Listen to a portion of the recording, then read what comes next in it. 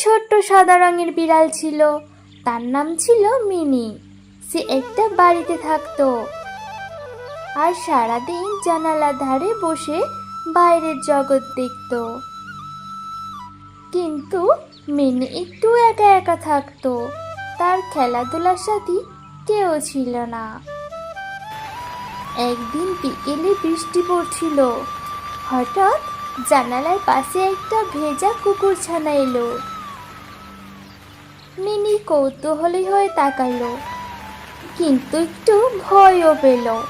কিছুক্ষণ পর সে ধীরে ধীরে জানালার বাইরে গেল আর কুকুরছানাটার কাছে গিয়ে বসে রইল। কুকুরটাও ধীরে ধীরে লেজ নেড়ে হাসলো। মিনি বুঝল ও ভয় পায় না, ও তো বন্ধুত্ব করতে এসেছে।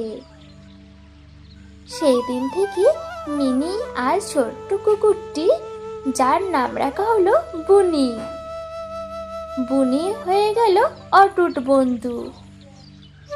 তারা একসঙ্গে খেলে, ঘুমায় আর জানালা দিয়ে বৃষ্টি দেখে। সবাই বলতো বিড়াল আর কুকুর তো বন্ধু হতে পারে না, কিন্তু মিনি আর বুনি প্রমাণ করলো ভালোবাসা আর বন্ধুত্ব সব বাধা পেরিয়ে যেতে পারে।